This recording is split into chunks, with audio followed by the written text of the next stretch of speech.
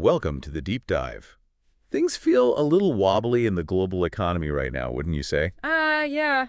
That seems like a pretty accurate description lately. And to get a handle on just what the experts are thinking, we're looking back at April of 2025 and the discussions of the IMF Executive Board. Right, using their own reports from that time. We've gathered insights from the Fiscal Monitor, the Global Financial Stability Report, and the World Economic Outlook. So the key official documents. Think of this as getting the inside track on the key worries and predictions from, the folks whose job it is to keep an eye on the world's financial health. Exactly. Our aim here is to sort of cut through the technical jargon and really understand their main concerns, the economic paths they foresaw, and, well, the actions they believed needed to be taken back then. And these weren't just abstract discussions, were they?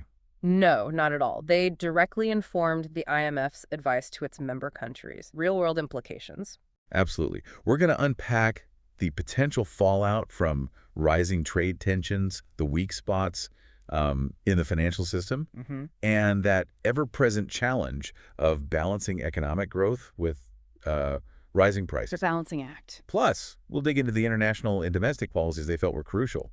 So let's get started. Okay. So the overarching feeling from the executive board back in April 25 was, well, quite clear. Yeah. They saw the global economy as being at a critical juncture. That's the phrase they used. A critical juncture. That sounds significant, not just normal ups and downs. Definitely not.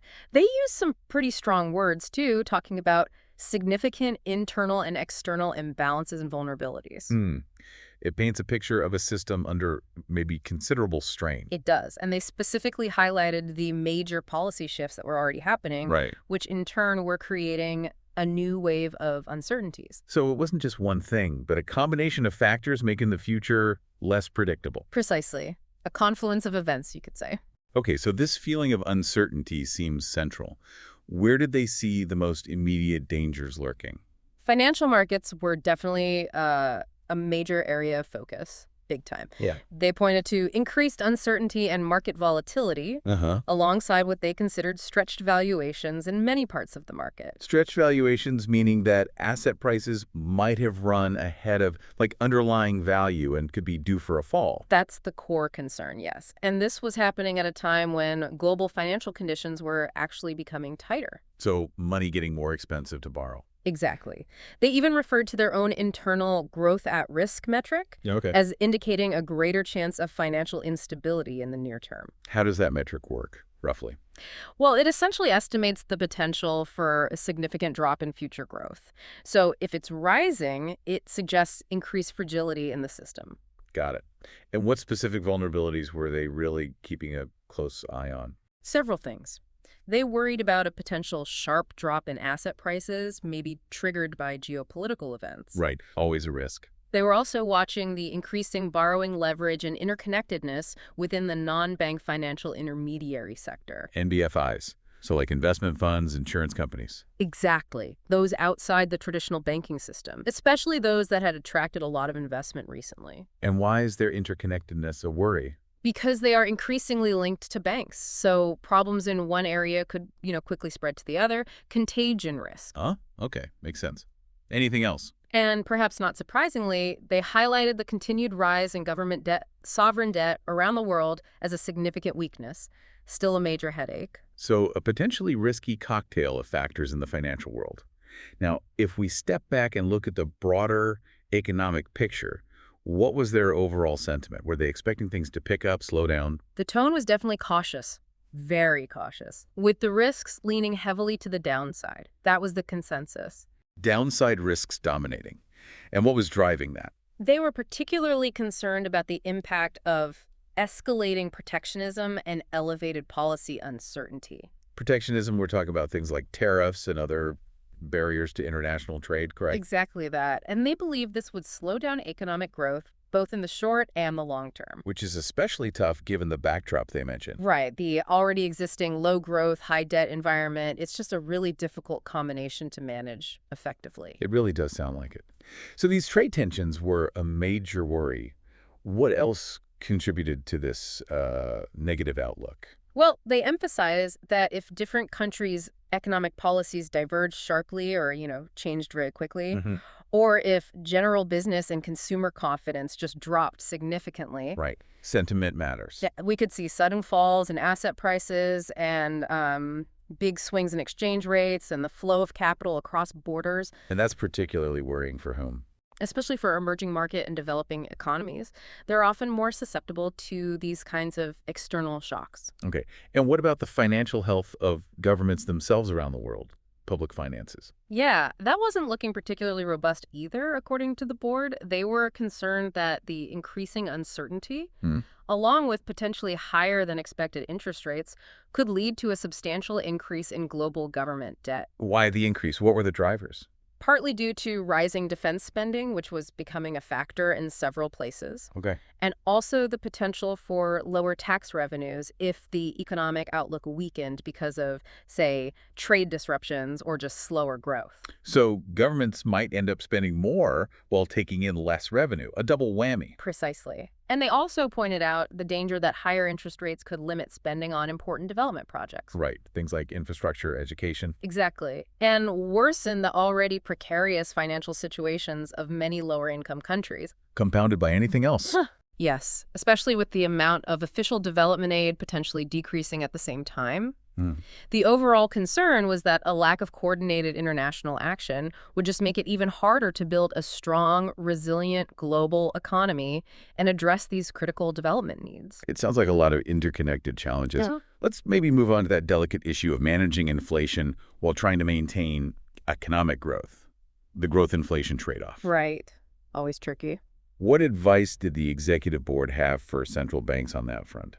The main message was for central banks to, quote, carefully fine-tune monetary policy. Fine-tune. The goal being to bring inflation under control, back towards target, while closely monitoring the stability of the financial system.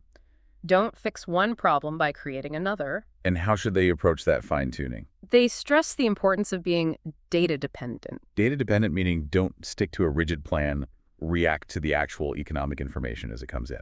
Exactly that. And also communicating really clearly with the public. Why the emphasis on communication?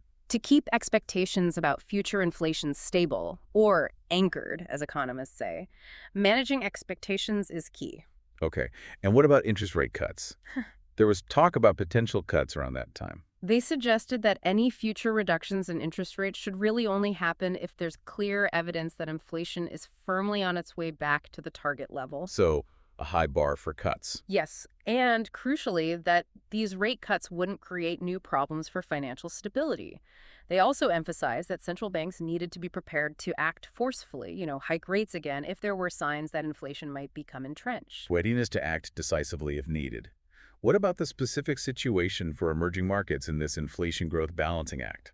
The board acknowledged that many major emerging market economies had shown considerable resilience up to that point. That's positive. It was. However, they cautioned that these economies could still experience sudden outflows of investment capital flight if monetary policies in different parts of the world diverge significantly. Right. If the U.S. raises rates but others don't, for example. Exactly. Especially when combined with high levels of uncertainty around trade and economic policies generally.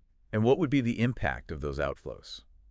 It could lead to tighter financial conditions, harder to borrow, and more volatile exchange rates for these countries. Did they offer any solutions or tools? They did highlight the IMF's own Integrated Policy Framework, the IPF, Okay. as a set of tools that emerging markets could potentially use to help manage disruptive capital outflows, but it needs to be tailored to their specific circumstances, not one size fits all. It's reassuring to know there are frameworks, at least, to help manage these situations. Now, let's talk about keeping the financial system itself on a solid footing. Strengthening financial regulation.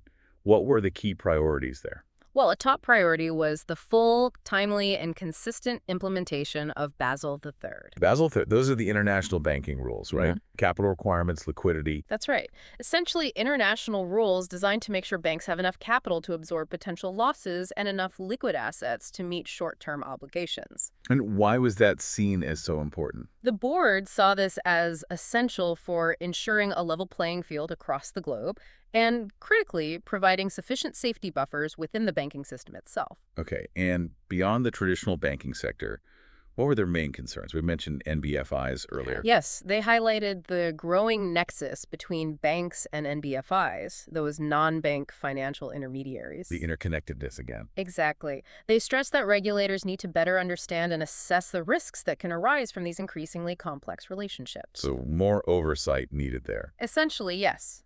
The overall message was the need to strengthen the macroprudential policy framework. Macroprudential thinking about system-wide risk. Precisely. These are like system-wide safety measures going beyond individual banks to look at the stability of the entire financial system, trying to prevent bubbles or excessive risk-taking across the board. Makes sense. Ensuring adequate capital and liquidity buffers in banks, as well as having these macroprudential buffers ready, and importantly, strong plans in place for handling and resolving financial crises, all were underscored. Crisis preparedness. So it's about making the entire financial system more resilient, not just tweaking rules for individual banks. Now, let's shift our focus again to what governments should be doing with their budgets. Fiscal policy. What were the key takeaways there? The overarching recommendation was for gradual and growth-friendly fiscal adjustment within a credible medium-term framework. Gradual and growth-friendly. That sounds like a delicate balancing act to pull off. It absolutely is. The aim is to reduce government debt, rebuild financial reserves or buffers, and still be able to fund essential public services while protecting the vulnerable parts of the population. Not easy. So how should countries approach this depending on their situation? Well, for countries that have a limited fiscal space, meaning they already have high levels of debt or large deficits, the advice was basically to reevaluate existing spending priorities. Tough choices needed. And for countries with more room to maneuver financially? For countries with more fiscal flexibility, they suggested that they could potentially use some of that capacity, but it should be within well-defined long-term fiscal plans. Don't just spend indiscriminately. What specific guidance did they offer for different types of economies, say advanced economies? For advanced economies, they recommended focusing on reforms to government spending, particularly in areas like pensions and healthcare, which are facing long-term pressures. Right, demographic pressures. Exactly. As well as getting rid of ineffective tax breaks and broadening the tax base, maybe by eliminating exemptions. And what if countries had new spending needs, like the defense spending mentioned earlier? For countries facing new demands on their budgets, they emphasize the importance of sticking to existing fiscal rules where possible and ensuring transparency in how that new spending is managed and funded. Okay. And for emerging market and developing economies? For them, the recommendations included improving revenue collection through tax reform and better administration, just collecting the taxes already owed. Also, phasing out often inefficient and poorly targeted energy subsidies. Always politically difficult. Very. And streamlining public sector wage bills while still protecting crucial public investment and social safety nets. Again, a very difficult balancing act. So a mix of fiscal discipline in some areas and more strategic spending in others, all within a framework of long-term financial responsibility for governments. Now, let's talk about the broader goal of boosting economic growth potential and the crucial role of international cooperation. Right. The board emphasized that sound fiscal policy alone isn't sufficient. You need structural reforms, too. Structural reforms, like what? Well, things vital for enhancing long-term growth potential. And they really stress that international cooperation is absolutely essential for tackling the significant challenges facing the global economy. Can't go it alone. What kind of structural reforms were they specifically referring to? They mentioned policies designed to increase the number of people participating in the labor force, particularly women and older workers. So things like making childcare more affordable or providing more flexible working arrangements could significantly boost women's participation, for example. Makes sense. What else? They also talked about pension reforms, again linked to demographics, and addressing the challenges associated with migration, especially given the significant demographic shifts happening in many parts of the world. And any mention of technology or energy? Yes, they noted the potential for renewable energy advancements and also progress in artificial intelligence to drive economic growth, potentially without necessarily leading to higher electricity prices, which is a key concern. Interesting. And trade policy came up again here. It did. They highlighted the need for clear and transparent trade policies to create a more stable and predictable environment for businesses and consumers. Predictability is huge. And cooperation across the board. Yes, they underscored the need for continued collaboration on a wide range of issues: trade, industrial policy, international taxation, climate change, development aid, humanitarian assistance. A long list. It is, all in an effort to mitigate negative global spillover effects and protect vulnerable populations worldwide. It really underscores the need for a more predictable and collaborative global environment.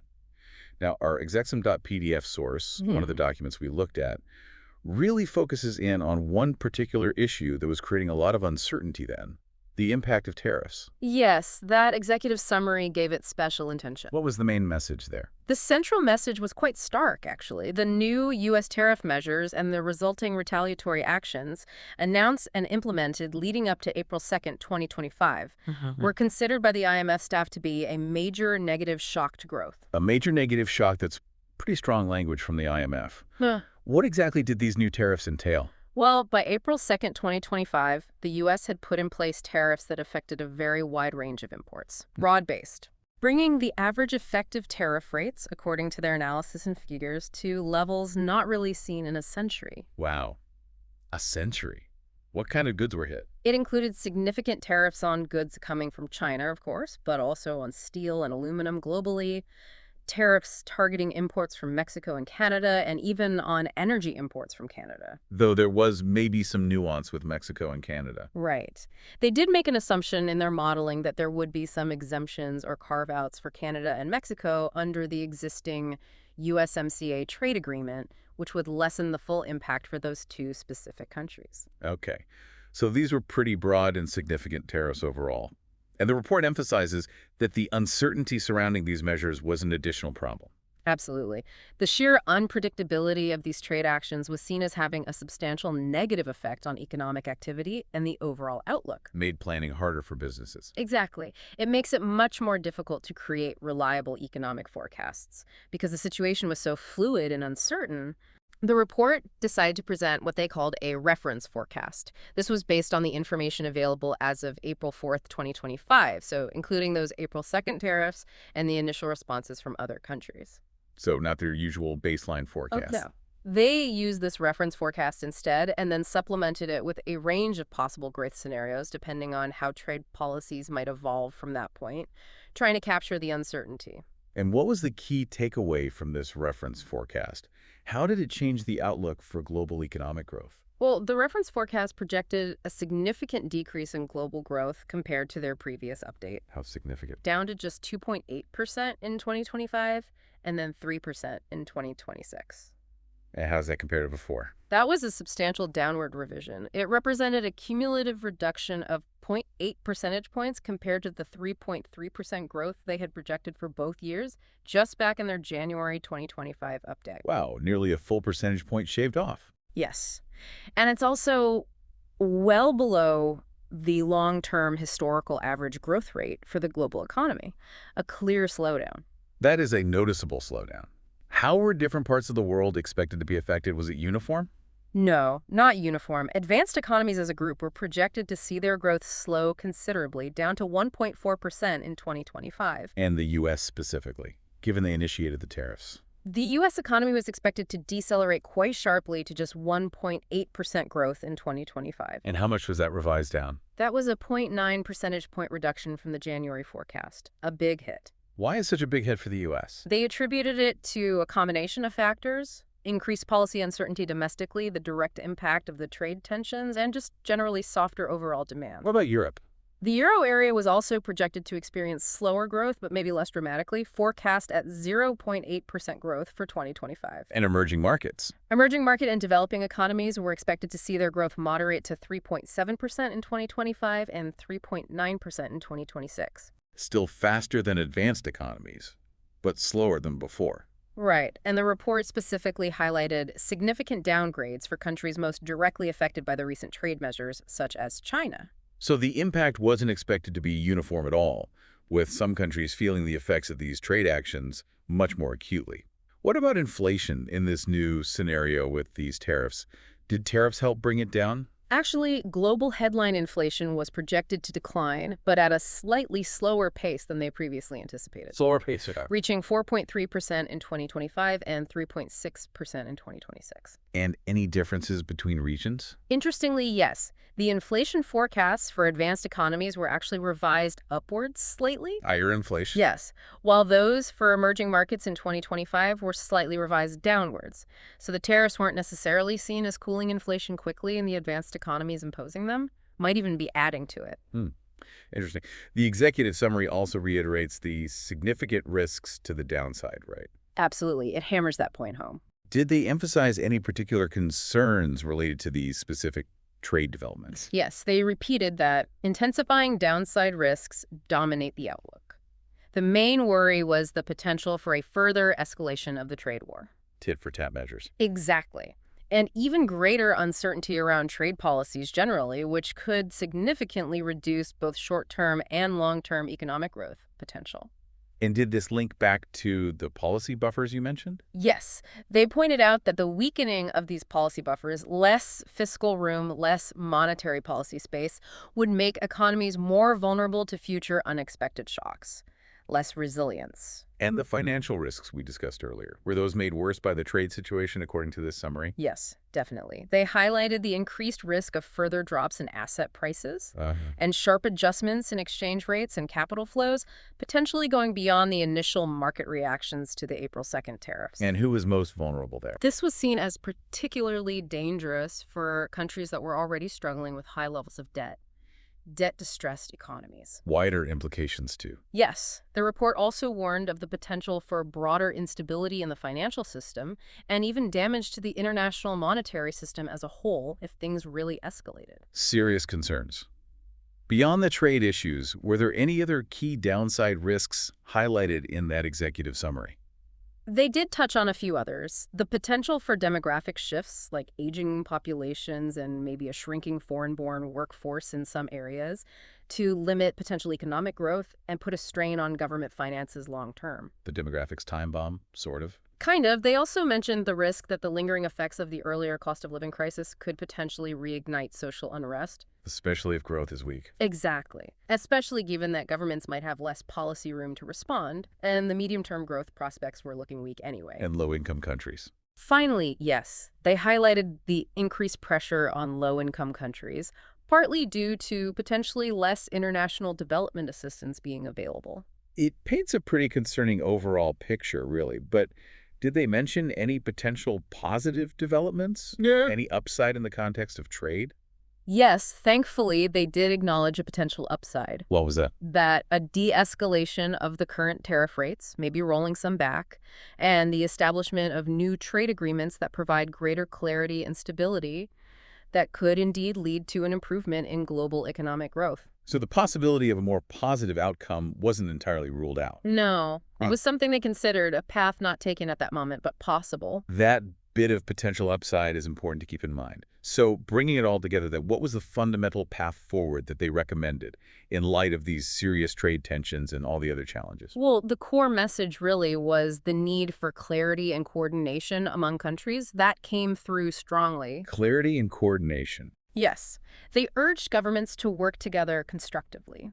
First, to foster a stable and predictable international trade environment, stop the escalation. Okay. Second, to facilitate debt restructuring where it was urgently needed, particularly for vulnerable countries. Right. And third, just generally, to address the shared global economic challenges together: climate, pandemics, development. And domestically. They also reiterated the importance of individual countries addressing their own domestic policy and structural imbalances to ensure their own internal economic stability. Can't just rely on international action. And what specific actions did they suggest for different economic actors? Central banks, for instance. For central banks, the primary focus remained on that careful management of monetary policy, the fine-tuning to achieve both price stability and financial stability. Which is even harder now. Yes, recognizing the even more difficult trade-offs in that specific environment. They also suggested that targeted interventions in foreign exchange markets might be necessary in some cases. Currencies swing wildly. Exactly, to mitigate disruptive volatility, and they referred back to their integrated policy framework, the IPF, as guidance for how to do that appropriately. And macroprudential tools. Those were again highlighted as crucial for containing vulnerabilities within the financial system and providing support during times of economic stress. Keep those buffers strong. What about governments and fiscal policy? On the fiscal front, the priority remained restoring fiscal space, rebuilding those buffers, and ensuring sustainable levels of public debt. How? Through credible medium-term plans for fiscal consolidation. Gradual, growth-friendly, but definite consolidation. And finally, structural reforms again. Yes, they emphasize the role of structural reforms in labor markets, product markets, financial markets, in helping to reduce debt levels over the long run and also narrow the economic disparities between countries. Did they point to further reading? Yes, they briefly mentioned that chapters 2 and 3 of the full World Economic Outlook report from April 25 delve deeper into some related issues, specifically the consequences of evolving age structures and the spillover effects of changes in migration policies. More detail there for those interested. Okay, let's try to synthesize this one last time. Back in April 2025, the view from the IMF Executive Board was that the global economy was facing some pretty significant headwinds. That's right. Largely driven by those escalating trade tensions, layered on top of pre-existing vulnerabilities we already discussed. And the outlook had changed quite a bit from just a few months earlier. Yeah. The relatively stable, if maybe unexciting, growth seen in 2024 was projected to take a noticeable downturn in 2025, largely as a direct result of these new trade policy shifts hitting the system. So here's a final question for you, our listeners, to consider. Given these significant global headwinds that the IMF identified, and this dual imperative they stressed both internal policy adjustments within countries and greater international cooperation between them, Right. what single area do you believe will be the most critical in shaping the global economic landscape in the coming years? Is it sorting out trade policy? Is it ensuring financial stability? Or is it really down to the domestic reforms individual countries manage to pull off? Or maybe the interaction between all three. Exactly.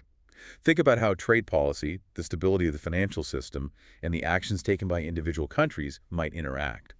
Understanding these underlying forces, as the IMF outlined them back then, is going to be crucial, I think, for navigating the complexities that still lie ahead.